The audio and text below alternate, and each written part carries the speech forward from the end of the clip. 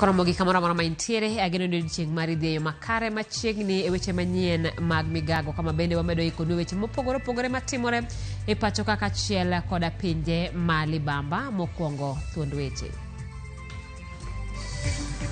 Party marwa ok en violent party. Koro jok matimo mahundu kendo kelo hinyruok ni jowadgi ok gin jo party ma genuine. Senator Masiaya Oburu Oginga okwedo tulo mane omuoche yiero mag ODM e gwenge ma Homa Bay.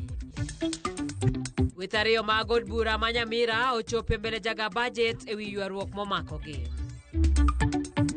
Jatend migawo mar arita Kipchumba Murkomen odok ne ogai mar obila Douglas Kanja e wi seyo mag wuoyo e rom siasa.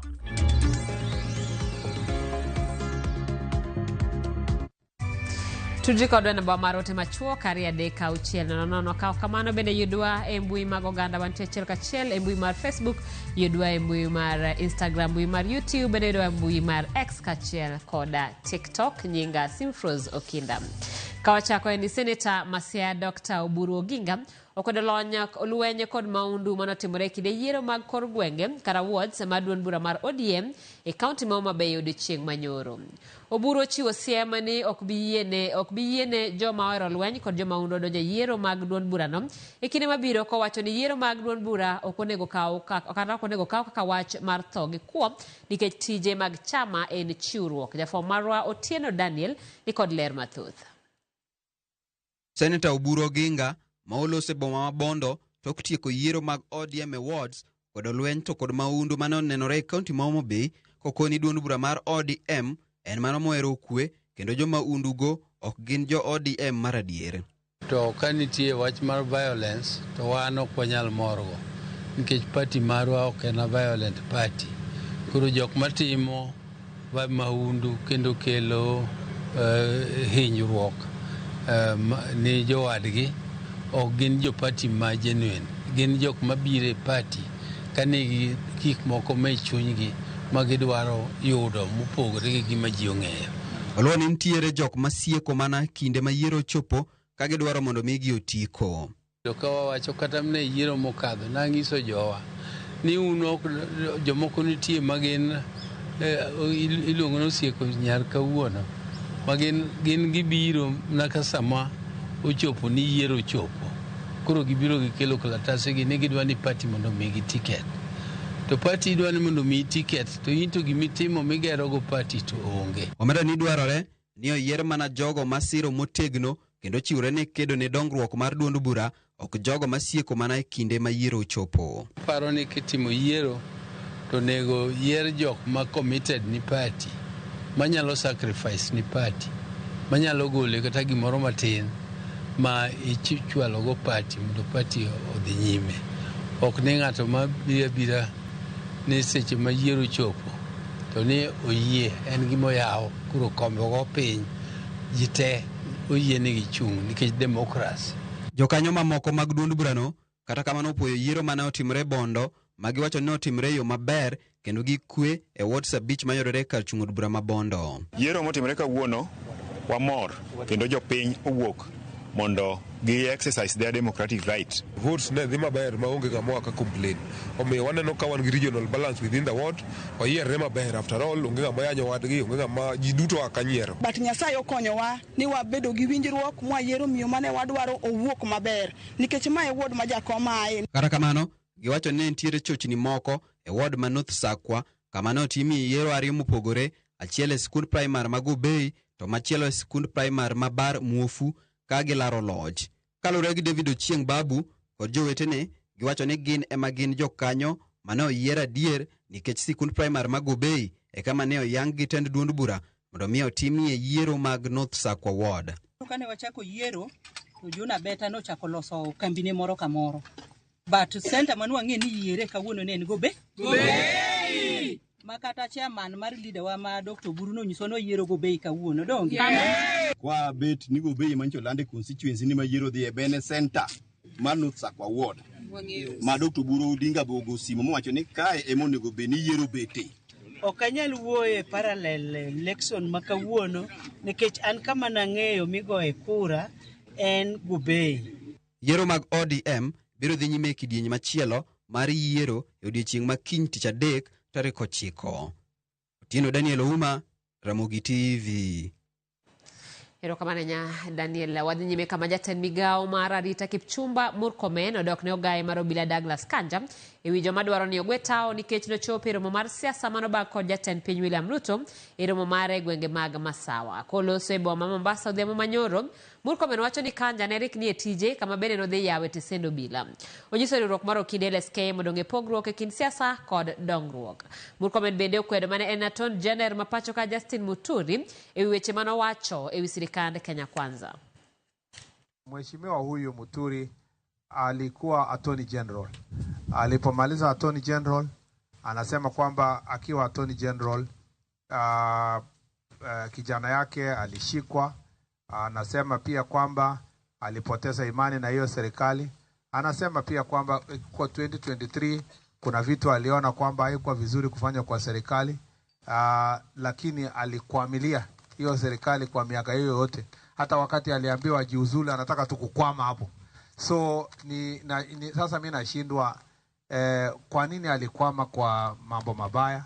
Pia kwa nini alikwama kwa serikali ambayo ilikuwa inafanyia Wakenya vibaya? Na hii ni kutafutia haki wa Kenya ama anatafutia kijana yake? Na huyu kijana ya Justin Muturi ni ako wapi? Na ni mtu, nasikia ni mtu miaka 50.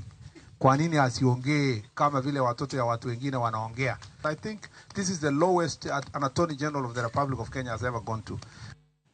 Chenro mar piedho joma dwaro bedo commissioners mag duol mochung' ne yiero kod kiewo IEBC dhi nyime ka odiechieng' ma kawuono ne ochak kod Ibrahim Rashid Adan mawuok e kaunti ma Mandera. Marom ji 11 ne oro kwayo, 111 ne oro kwayo mar kawo thuolo 6 mag commissioner mag IEBC. Wawinjane kaka chenro no chalo gie sani. You are not talking about Mr. X because of any other issue, but because of the relevant, let's say, targets and the history about it and so on. So that the other person, the higher person than me, can understand it, and then now you give your input of what you want to do for that turnaround. And still, it's not that easy. It is challenging. It is frustrating. I hear you, and many a time globally and including in Kenya, when a woman is of strong character, she's called Iron Lady. Are you an Iron Lady? Yes, I will say it with the emphasis of a yes. Right now, as we speak, 3 women former commissioners, rightfully or wrongly, are living in exile. That's why I'm asking you. Because what you are going to is no kids' play. 3, for whatever reasons, are right now living in exile. Do you want to have second thoughts about applying for this job? No. Thank you, Chair. Okay. Do you have some final questions? Sure. I'll be biased on this one and ask you a question relating to gender. Who was the first female president in Africa, and which country did she lead?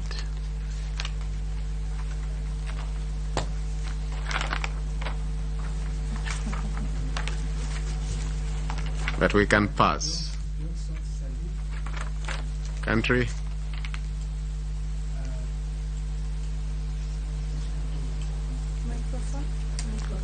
Microphone. Put your microphone and repeat the answer. Yeah. Okay. It was Salif Johnson.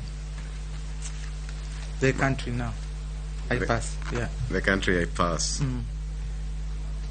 Let me ask you one which is not so much in your territory, but which you should know. Explain what the acronym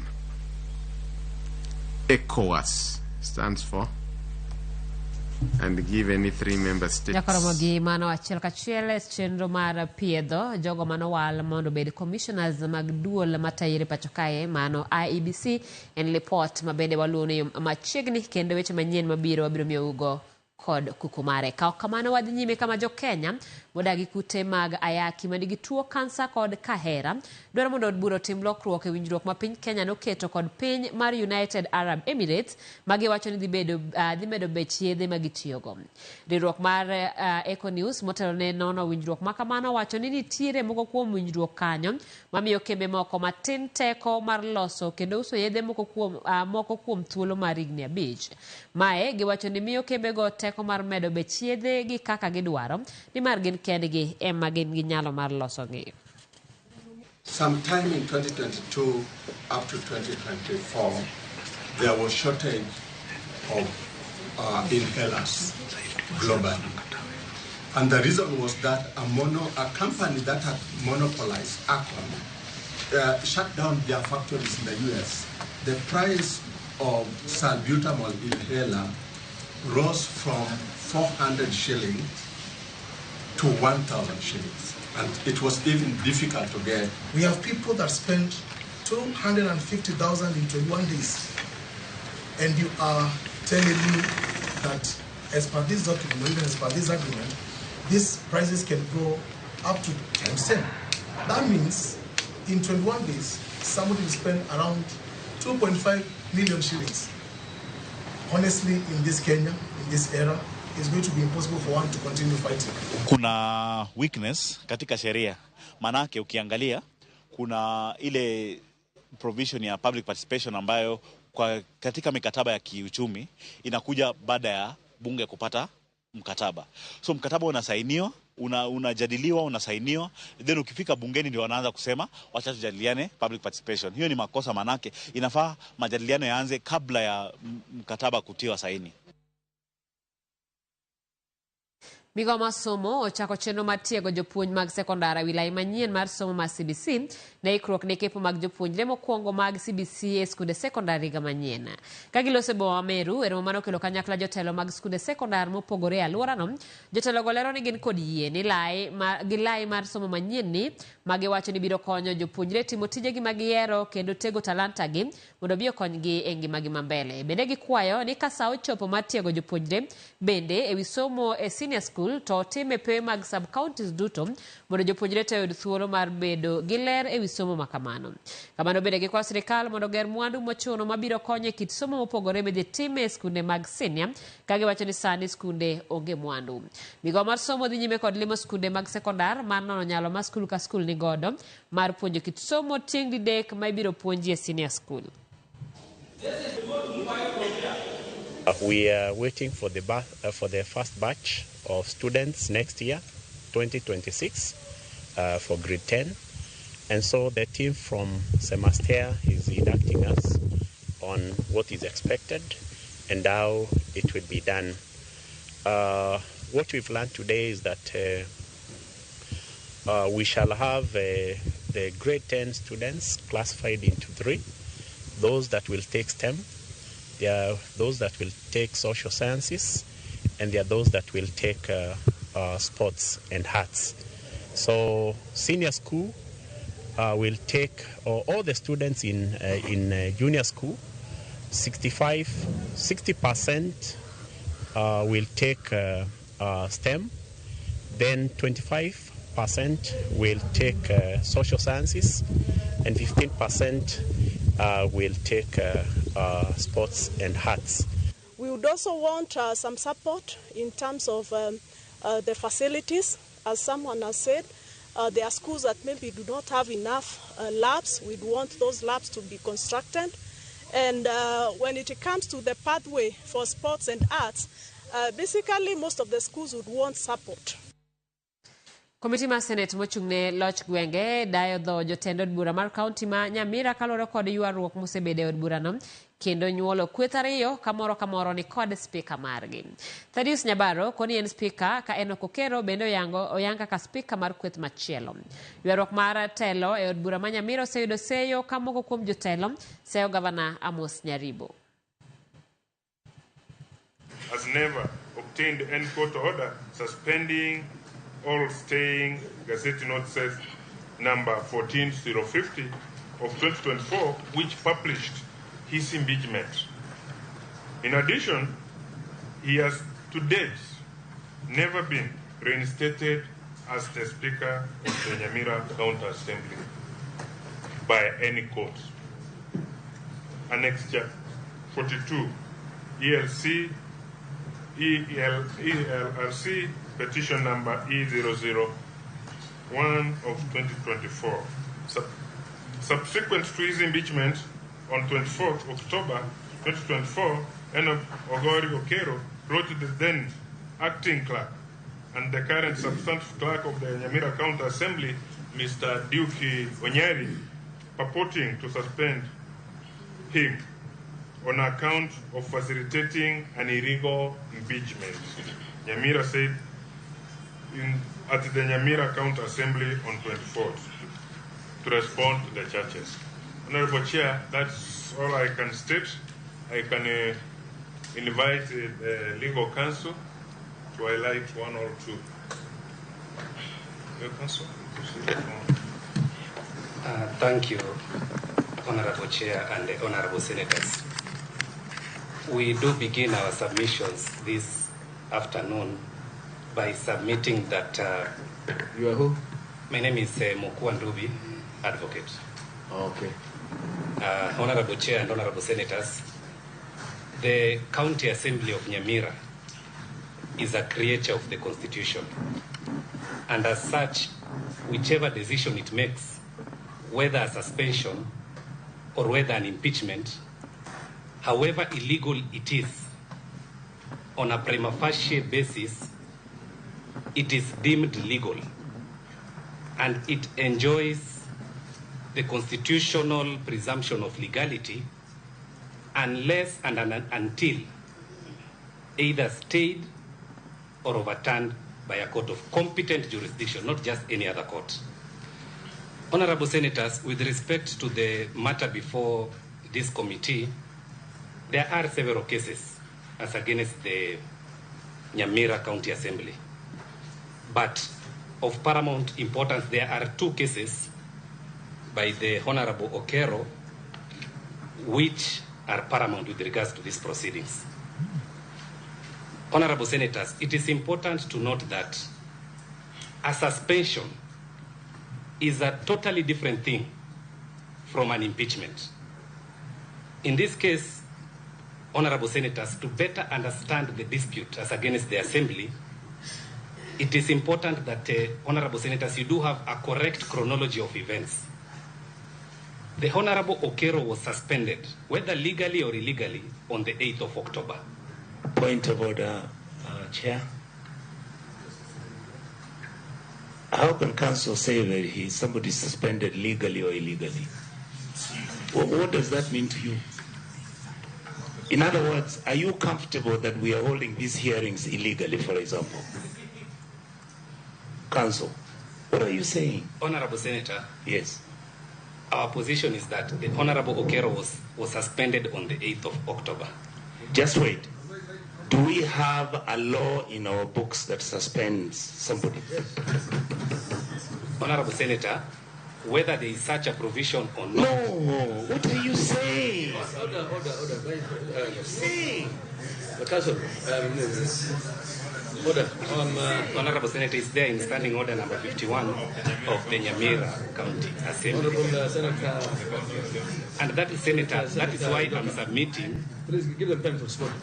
Whether the suspension was legal, whether the suspension was legal or not. Yes, Honorable Chair. The asking is, by law, will the Speaker suspended or removed through a motion of notice of motion on to remove him from the seat. He suspended. Can he be suspended? Honorable Chair, there was a motion to suspend him. Okay. And he moved to court and obtained orders stopping that suspension. However, there was no court order, and to date, there is no court order that stopped impeachment. Okay. Impeachment came after. And after the Honorable Okero was impeached, he did file a case in Kisii, being Petition 1. He wanted to set aside the impeachment proceedings and to stop the election of a new speaker. He did not get those orders. He was also never reinstated back as the Speaker of the Nyamira County Assembly. And in fact, Honorable Chair and Honorable Senators, there is a valid Gazette notice as we speak to date, gazetting the Honorable Enoch Okero as an impeached Speaker. And that Gazette notice, to date, it has never been stayed, it has never been suspended, or it has never been quashed. It's quashed, Honorable Chair. So the legal counsel is not telling the truth. I have the Gazette with me here. I can share. I will give you a time list order. You respond. Honorable Chair, Gazette notice number. Weche moko e pachoka nyalo tami pimo. Mano speaker kano segwe oko mar apisi to dhi owinjore kod MCAs mamoko giloso od bura machielo kore county ma Nyamira osebedo kod ute buche kata county assemblies ariyo kendo amoro kamoro dhi nyime koda chenro mag od bura. En wach miwinjo kanyo wageno ni gikone ibiro puodhi ni to en od bura mane ma owinjore mar tayo chenro e county no ma Nyamira. Ka kamano wadhi nyime kama doho ma Kindube ochungo yiero mag jotend dho wedhe county ma Homabay bang' moko kuom jolupo chwalo ng'ur margi e doho ka giseyo migawo mar lupo e sirikand county ma Homabay kuom rem luwo chike mag yiero. Yiero mag jotend dho wedhe county no ne owinjo chakre dweni kendo osebedo kadhi nyime e dho wedhe mopogore. Kata kamano jolupo moko ne oringo odhi e doho gi ng'ur ni moko kuomgi ne otam laro lemo mopogore kata doko ni gin kod obok ma owinjore. Jang'ad buche doho ma Kindube Obina ogolo chik mondo ochungi yiero no nyaka chieng' moro do winji magol ng'eto mare ewi burano. Burano iwinjo kendo tarik 22 dweni.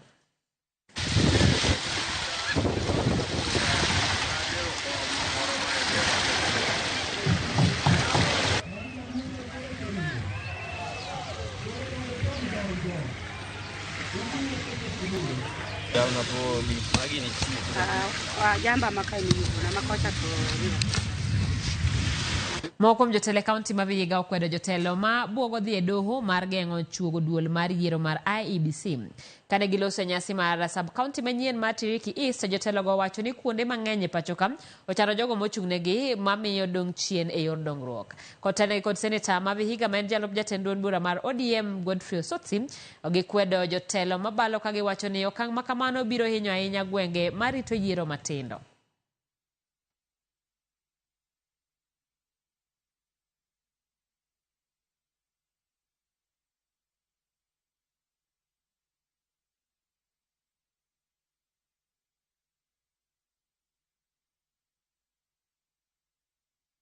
Sisi tunaunga mkono hiyo IEBC ikue haraka iwezekanavyo. Wananchi wetu wameumia, watu wa huko Banisa, watu wa Magarini na MCS fulani, watu hawana maendeleo kwa sababu IEBC hakuna. Tunaomba kuna IEBC, ingawa kuna watu wengine shetani anawatumia wanakimbia kotini.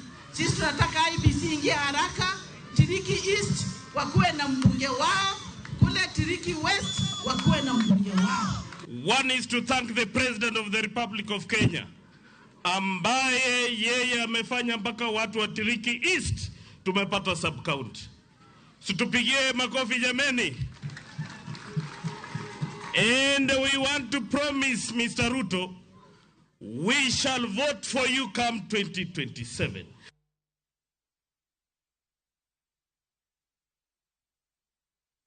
Nyakoromogi sabirio gi dakika 22 ka oywe mokwongo chenro en mar Migago.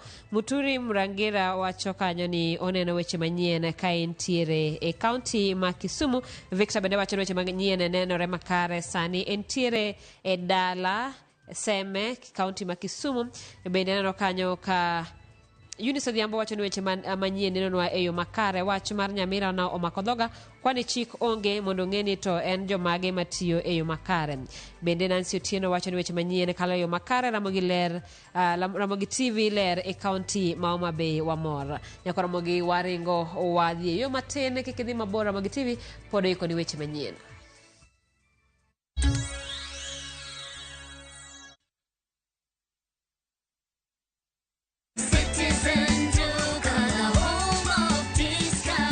Whether you're getting ready for the Easter holiday or checking off your shopping list, we've got you covered. Get 2-pack of 2 kg premium wheat flour for 318, down from 344. 2-pack of 2 kg Pishori aromatic rice for 1,018, down from 1,210. 3 liters of cooking oil at 799, down from 1,060. 2-pack of 2 kg sugar, 578, and salt at just 35 shillings. That's a total of 2,748, meaning you will save a whopping 501 shillings. It's easy. Dial *487*5#. Select your Easter package, make your payment, and pick up your basket at any Quick Mart supermarket near you. Citizen Joga, home of discount.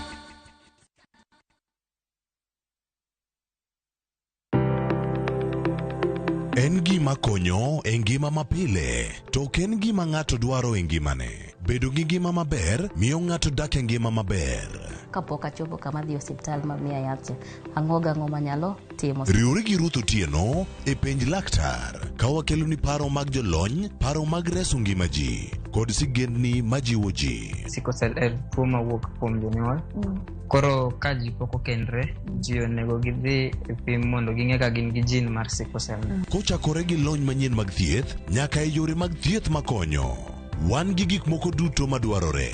Ka injo kaki wuotho to kawira maki wi bari seche te idhi adhi osiptal wacho ni anadwa mondo kawuono pima remo. Penj laktar wuok tich nyaka tich abich saa 12 odhiambo mana e Ramogi TV.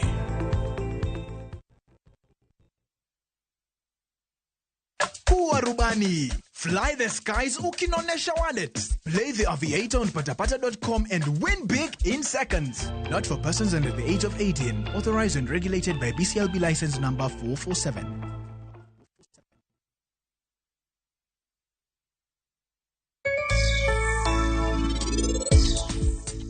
Maye yawa. Satimara ni inigole kanye. Sadani oselal kuom higni mang'eny. Satni nyako ma Manprit ema nobirogo, to bende en nowacho ni mae sati baba ne.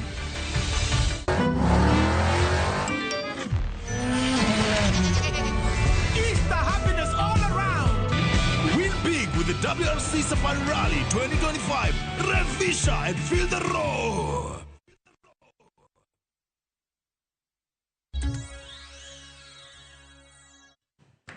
Machiegni kendo wadhi kadho wadnam chumbi kama odorofa par mana luar juma mokale boma Mombasa olane ni biro muki odiochieng' makiny. Jogo modak machiegni gi alworano onyis mondo omi seche 8 mar wuok kanyo mar chiwo thuolo mar tayo chenro makamano. Gavana ma Mombasa Abdul Somad Sharif Nasir omedo ni jogo ma tuo ahinya e osiptal ma Makadara mani machiegni kanyo ibiro choro osiptal moro machiegni gi alworano.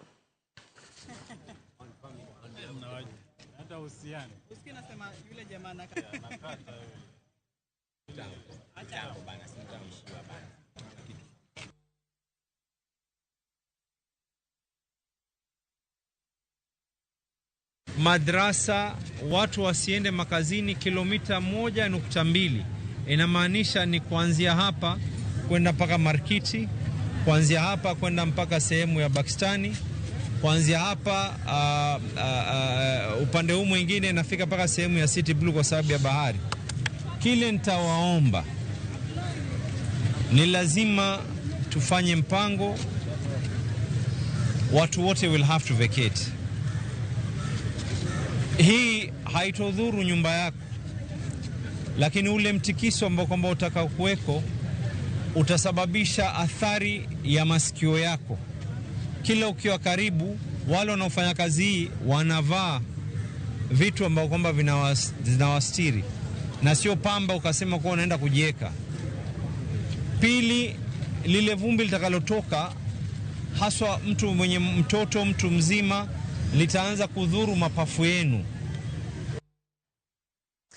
Jokanyo mag duond bura mar ODM sub county ma Kisumu Central okwedo lweny mane oneno e counties mopogore kaka Homa Bay kod mamoko e kinde yiero mar wards odiechieng' manyoro. Gikwayo jotelo kod jokanyo mag duond burano mondo obed e winjruok achiel maneno ni yiero go tim gi kwe nyaka giko. Magi ne giwacho kinde mane gibago romo e apis mar ODM ma Kisumu mar puodho jotelo mane oyier e wards auchiel e sub county no odiechieng' manyoro motelo ne yiero mar kuonde chungo buche mag ODM mochano odiechieng' makiny.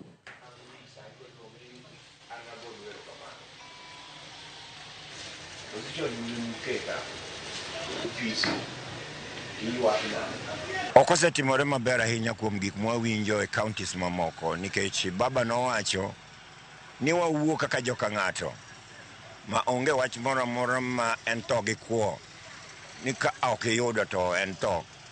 Omiyo akemea kaka achiel kuom jotene mag chama ni joma nyotimo gigo eko mago josieko ninge okapar no jachama manochako chama 2005. I doubt adagi pacha kabisa maler. Yiero en through consensus, ne en goyo mbaka.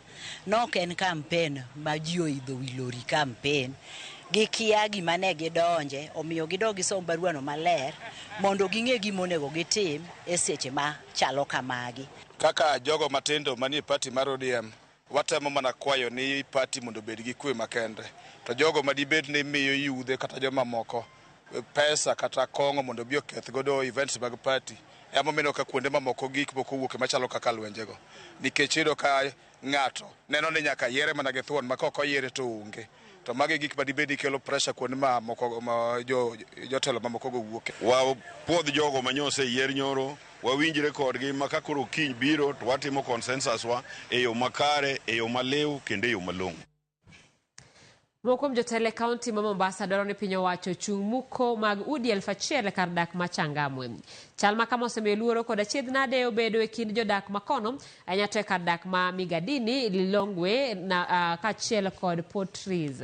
Kaluwore kod jodak makono, moko kuom jomoko kod josiasa manie telo ma chwalo muko makamano mondo giket mwandu e gwengego. Kane oloso bang' yudo mich mar jaod bura ma otimo maber ma oloyo, jaod bura ma Changamwe okwayo mondo yud yo mapiyo mar konyo wachno.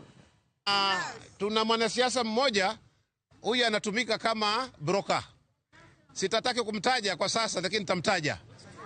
Yeye anatumika kama broker ili anaangalia wale ambao wanahitaji msaada, yeye anajitokeza na baadaye akishalipwa ameshadhulumu wananchi wetu. Pale kuna plot ambayo ni ploti ya serikali. Na hiyo ploti ya serikali ziko ploti ambazo tume-earmark zijengewe wananchi nyumba affordable housing. Paka wizara ya housing imekwenda pale na ikatambua hizo ardhi. Yeye amekuja kusimamia hao mabwenyenye wao ambao anawasimamia ili hizi ardhi wazichukue wakiona sisi hatuna habari. Lakini sisi tunajua what is happening in Changamwe. And that is why watu wengine huwa wanatupiga vita tusiwe wabunge Changamwe kwa sababu wafanye mambo yao ambao wanataka kwa sisi hatukubali. Jodak county ma Bungoma ochako riwruok mabiro telo ne chenro mar neno ne jotelo county no otiyo tijegi e yo makare kamine ywak ni sikiro choratechgi e kinde ma gimanyo tije. Grubno ma otisi ni Alternative Voice ni kod kwan mamalo mar rowere ka itaye kod Evans Kikai mosingo neno ni jotije sirikal otimo tijegi kaka dwarore. Kakai wacho ni rowere osebedo ka inywako pachgi e telo mar county no kanyaka sani nitiere chenro mathoth mag dongruok ma ok dhi nyime e county ma Bungoma. Mheshimiwa Mnioholo yeye tuweze kusupport msabo tata wai kwa inji Igwe narudishe chama na endelee. Imetokezwa na wale ambao wanaamini ya kwamba sauti zao huwa hasikizwi. Kuna mambo muhimu sana huwa yanatendeka katika hii kaunti yetu, lakini maoni ambayo huwa yanawekwa katika hiyo meza ama mazungumzo yanakuwa yanatoka katika mrengo fulani ya watu ambao sio wote. Kwa hivyo hii sauti mbadala inataka kupata hiyo fursa ya kuweza kuwasilisha mambo ya wale wako Bungoma, lakini wanaamini ya kwamba mambo yao huwa haisingatiwi sana. Unapata kama mwanamke maybe ampata nafasi hivi, nomination, ama kuna kazi ambayo imetangazwa, inabidi utumie mwili wako ufurahisha mwanasiasa fulani ndio upate wewe nafasi. So kama alternative voice, the ladies in alternative voice, tukiungwa na mandugu zetu wenye tuko hapa, tunataka kukataa hiyo. Kama kuna mwanasiasa atakuita siku moja na atake upigane on his behalf, uliza ule mwanasiasa alete watoto wake ambaye mwenyewe amezaa, watangulie mbele, nyinyi mfuate nyuma, ili wakirusha mawe ianze na mtoto wake. Yes. We are coming out of a very bad experience. Ile mambo ambayo wanasiasa wanatumia vijana, watoto wa watu wengine kwa njia ambayo ni mbaya, hiyo pia tumekataa as an alternative movement. Tunataka vijana waitwe kwa meza mahali kuna opportunities. Apisas magarite county ma Baringo chako chwala rite apama marigache molingot mana negi kedo kod timbe mag monje ne nyamburko mag ohala ma osebed kwa ai kwalo e gwengego. Kane oloso kod jofwambo jatendo bile county no Julius Kiragu wacho ni thuolo mar jumachiel mokalo mojadek mag magina osetime gwengego. Kiragu wacho ni kamonj machiegni en mar tich abich mokalo kama dereva man nyamburko ne ochiel kod lisasi e tiende kagi esani obila oketa rita mar jowuoth kod jo ohala e gwengego.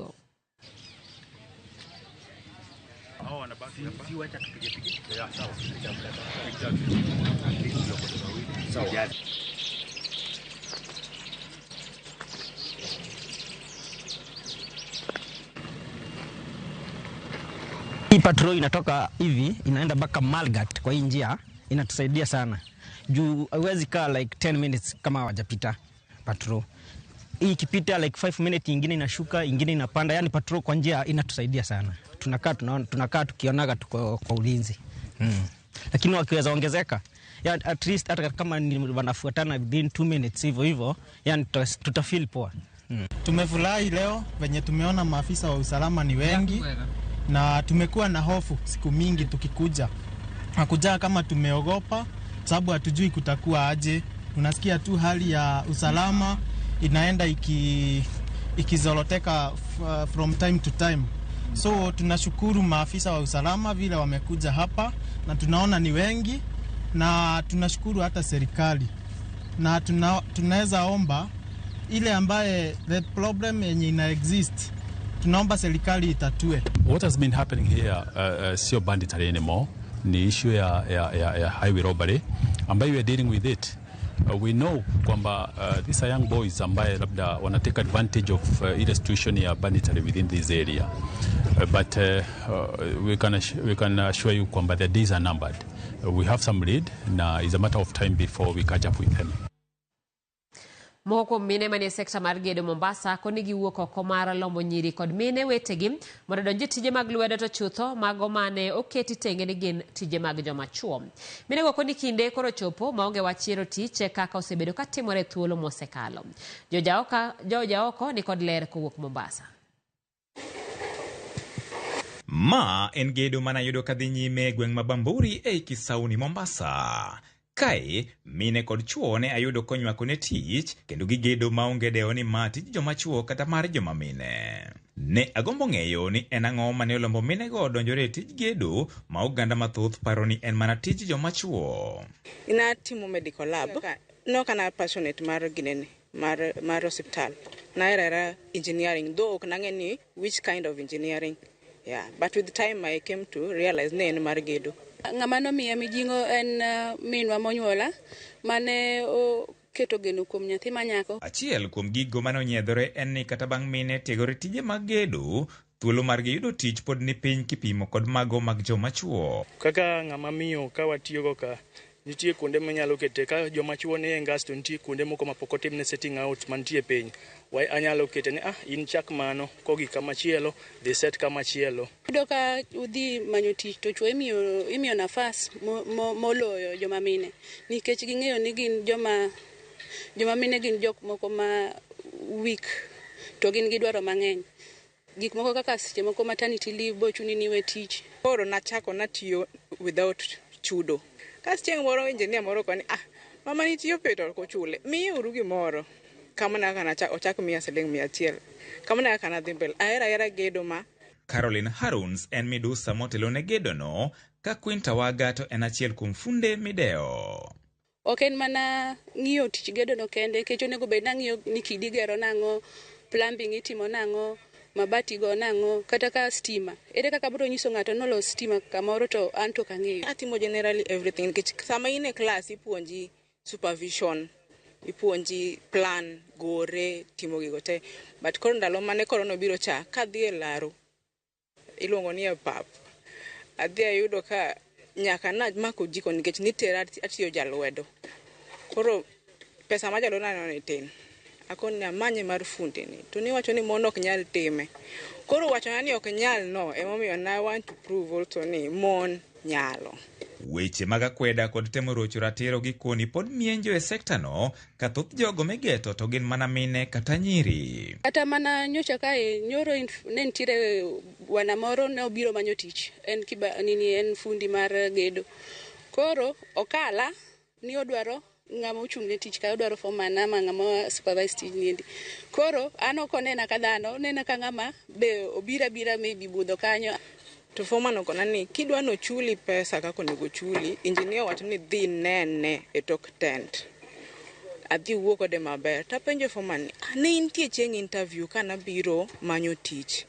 Dong ni winjo kaka na wacho te mag dhok. Sani adhi wacho ang'o manyien gi engineer.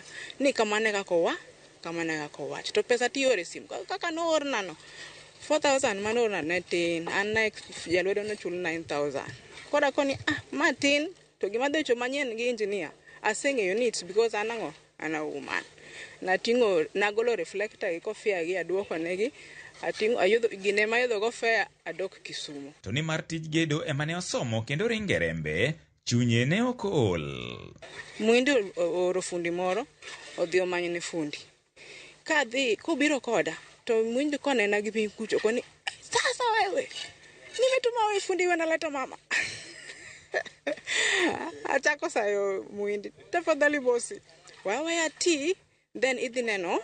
Kineno kaberni tabro tiyo. Okoni, fanya leo peke yake. Achiyo chiengano kende. Kinyine, eni mokoni, enda ita mama. Koro kama, chakre kamano, at least o motivator. Kora dhigo mbele. Kas beroni kora sene no engineer wa Karo. O motivator zaidi. Amiyo ga jomamine sana jomamine ema dwa na miga thuolo. Nikech ng'ama miyo kotiyo kata kae kotiyo. Thoth joma chuo kotiyo to ni boyudo ko bang' ka wang' gine odhi e budho moro ene chamo mogo kanjini to ng'ama miyo ko otiyo to en ochiko gode tir odhi ng'iyo chiemo ng'iyo kaka joge dak e maber oloko ngima mag jok magin go. Kai ne bende gipimo na lony magin godo. Anyalo go kwano mar ot kata kapok oger. Anyalo goro bende. Agoro structural, architectural. Atimo project management. Koro kata ng'ato oyudo mosegoro to nyalo miya tich omiya manama ang'iyo ne apango ne funde mondo oyud ode kaka no dwaro. Me personally, I'm general. You give me your land, I give you your key. Maduong' magijiwo en ni ng'ata wuog oko mar timo tich mamore mok mano mechuni godo. Kata wan kaka nwadongo, ing'eni nwadongo kidwa ni ing'eni ng'ama dako. Ne mine moluro tije mag gedo gi andair nyiso uni tich en tich. To tich luore be gi kiere. Onge tich mar chuo gi tich mar mon. Onge gima impossible. Gimoro ka chunyi gombo timo, time. George Aoko, Ramogi TV, Mombasa. Erokamano ahinya George Aoko kuom lipot majaberno. Sani onge tije mowe ne kit chwech. Ka en gimiero to in gi lony. Dhi mbele mar mondo itiye kendo itiyo tich maler. Kamano wadhi nyime kama cheje mag kuo jamni otony matin bang' jopiny manigi mirima tiao mach e lori manigi tiyogo e sombo jamni ma ichich gin ma okwal. Lorino ne riko moko e chuodho e alwora ma Oseno mayudore sub-county ma Bondo e kinde ma gichwalo dhok abiriyo kowuok e gwenge ma Usire. Jafwambo mar Otieno Daniel ni kod ler mathoth. Kaluwore gi jodak ma Usire kotelne kod Francis Odhiambo Lo, lorino no ofweny gi jodak ma alworano mane ochokore kapok ne gimonjo achijego mag kuo jamni mano ringo kendo weyo chien dereba mane oting'ogi. Giwacho ni kuo mag jamni osebedo tim ma kinde ka kinde e gwenge ma kono. Gima timre ka ok morwa. Ok wanyal nindo gi kwe ni jokwe kwalo waja. Dhowa okwal. Kambajo nonege Masai, onge gimano action nokaw. Gichagi kwalo dhok moko lar, action mikawo onge. Weche mag kuo matimre e gweng'wa karka. Ma en gweng' mar Sakwa, West Sakwa. Koro West Sakwa karka, jokuoyo se onia. Jokuoyo mag diek gi dhok gi. Olowa. Otieno kwaninde. Jodago manen gi mau mager nomolo kuom dereba no majagni 39 moyangi nyingi kaka Amos Odhiambo gi gocho kapok obila ma okete sendo obila ma Maranda ne rese e lwet mirima. Kaka yo mar duoko mirim gi chien no gitiayo mach e lorino bang' reso jamnigi. Mtokani awinjo wachne gokinyi ka piny oru. Ni mtokani nomoko karka. To kwa biro ka twayudo ka mtokani nigi driver kende ng'ata achiel. Gidoke iye. Koro dhogo to nitie machiegni ka otwe machiegni karka. Koro miyo wang'eyo gadier ni mage jok ma kwalo wa karka ma ok wanyal bedo gi to mora mora. Iba kende monwa orodhe matino ko orodhe maber. Jogo orodhe manna pana gi luor. Polisi omayowago. Buk managi chan kaka gisekwalo gidok magisekwalo buk ni polisi noka. Jopinygo oseyo bila ka achiel gi bad migepe mamoko magarita kuom yulo e tich ka ging'ur ni gisebedo ka gichiwo ripot ni obila kendo onge ondamo mora mora magisekawo gino manomiyo gikawo chike lwetgi. Gikwayo piny owacho mondo mi odonjre gi wachno endo. Koro wakwayo sirikal mondo mi otimre nadi okonywa. OCS manikar kata kwatero ne wach ok okaw action. Sebedo kwa report ga ne polise ni kuo mar dhok osebedo ka timre gweng' kar kae to sirikal pok okaw action mondo mi girang wachni malong'o. Koro kwayona ne sirikal, ne polisi, ne arita kwe, ne chife, ne jodong gweng' ni mondo koro gidonje wachni malong'o. Gichake koro rango ni to ang'o ma dekel kuoni to ok giluwo wachni maber. Derebano masani koro en achich maduong' e kuo mag jamni e gwenge mag kono odine sesendo obila mabondo kama biro konyo obila timo nonro mar yango achije mamoko ka jamni mano okwalgo oseduokne wegegi. Tino Daniel Ouma, Ramogi TV.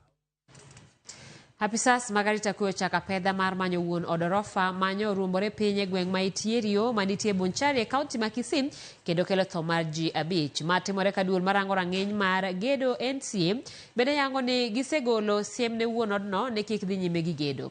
Jafwambo mar ma Kisii Crispino Otieno miyo sigana mar moko kuom jogo manyo otonye masirano. Jared Nyakundi, jago ma jahigni 35 ni kod hawi mar yudore ka ngima bang' masirano makoch ma pod oganda wuoro. Nyakundi masani ni e osiptal maduong' ma Kisii nyotony e lak tho bang' odorofa ruombore kuomgi e gweng' ma itierio. Pichani tang'o kaka apisas makedo gi masira mag apoya kod apisas mag thieth ne temo reso ngimane bang' bedo e bwo kite mag odno kuom seche 6. Jared chiwo sigana mar kaka nyoneno midhiero no. Bende olero kaka midusa mar odno nyocha ochiwo siem ni kik luo matafari e wi orofa no. Kuna mwenye alijenga hiyo nyumba akakuja akamwambia mdosi, usiweke hiyo mzigo huko juu. Huko juu kuna mahali inatingika. Mzee yeye akasema wacha tu waweke gari mbili huko juu, alafu hiyo nyingine wapanga hapo chini. The one who is still in the ward has some broken limbs and some injuries on the spine. Our team of medical doctors are on trying to do further investigations. Ma timore ka apisas magarita ochako timo pedha ne wuon odno manyinge John Chore manyaka sani simbe mar ong'we yamo olor. Ile tungetoa ilani kwamba aweze kujitokeleza kwa authorities ili aweze kutusaidia katika uchunguzi wetu. Apisas mar duol marango rang'iny mar gedo NCA Midusa Mutinda Musau ma oloso e yor simu oyango ni negisekwero wuon odno nyadiriyo duto ni kik dhi nyime gi gedo no. Kata kamano ne odino ite. What we know is that the project from our end was suspended twice due to non-compliance. Familia mag jogo manyo midhiero juko bende dwaro ratiro ne wedegi manyotho kod mago manyo hinyore. Crispin Otieno, Ramogi TV, Kisii. Ramogi ochako kawo yweyo mar ariyo chenro en mar Migago saa 7:47. Abade Junior Jacob mar Wachara kwa Bwai Ramogi nenre malera i Wachara kwa Bwai ka acholo mos ne jonyuol na Grace Ayuma kod Simon Abade ka achiel kod minot Marceline. Erokamano Ramogi TV an Mediator John Olwendo ansia penjo laktar mano en penjo mar laktar. Penjo laktar biro kanyo saa 12 mar midhiambo. Inyalo oro ote ni mano kanyo kochopo. Mano John, erokamano kuom kete Ramogi TV. Ramogi an Martino Chieng Lago kawuok Rueya poda kete Ramogi TV. Mosna kanyo Ibrahim anyole kanitiere Alendu kod Ankona Gordon Lago. Erokamano Migago wayudo mabere Migori an Lucky. Ramogi TV ler pile. Masara Singa nyakwaro dongo mar wang' neno West Kanyamkago aneno Migago kod babana Singa Odongo gi Simok Singa kod Mise Singa Amoso Peter Singa. Erokamano ahinya kuom kete Ramogi TV. Waduogo gi weche mag tuke kik idhi mabor.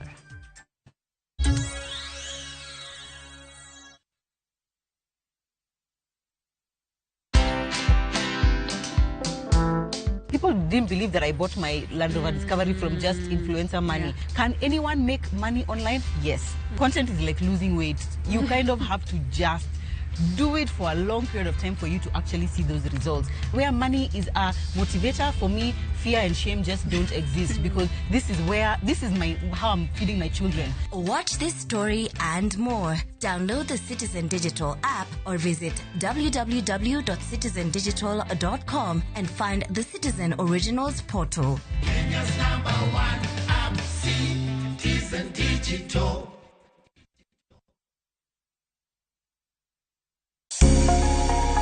Lwedo chweyo. Koroka sana watiyo gi lwetwa. Rom gi joma oseloko kit ngimagi kendo giseloko pok margi obedo ohala. Bechgi ni malo nikech kaka yudo materials di mang'eny. Duto en wach chwech, pok, tich matek kendo tiyo matek. Tim giri mitimo no, kikete chunyi tikete pachi. Mamiyo lek bedo adiera. Pok opogore. Tich ang'wen, saa 2 okinyi. Kod Sharon Ong'ao. Kick by.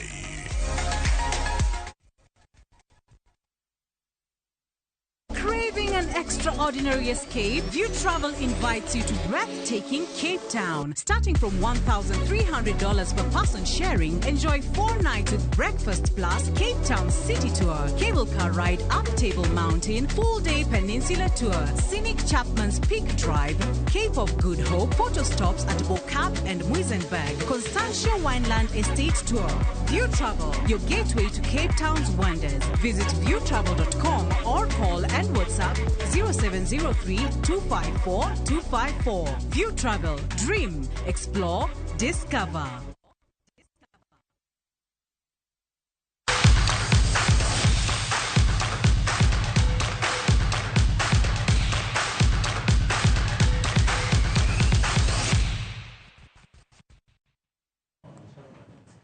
Machiegni paw tuke klab mar Nairobi United gi geno mar tieko e thuolo mokwongo kendo ng'ado tiko mar idho nyaka e lig maduong' season manyien ka nyaka sani gin gi points 52 bang' tuke 25. Mofa mawuok e kaunti ma Homa Bay omako thuolo mar 5 e chung' mar timbe gi points 38 e kinde ma Kisumu All Stars nitiere thuolo mar 9 kar doko ni gin gi pek kotudore gi nok mar omenda. Migori Youth kaachiel gi Muhoroni Youth nitiere thuolo mar 16 gi 17 kaluwore. E PS Bomet nitiere thuolo mar 2 points 8 nyim Kibera Black Stars.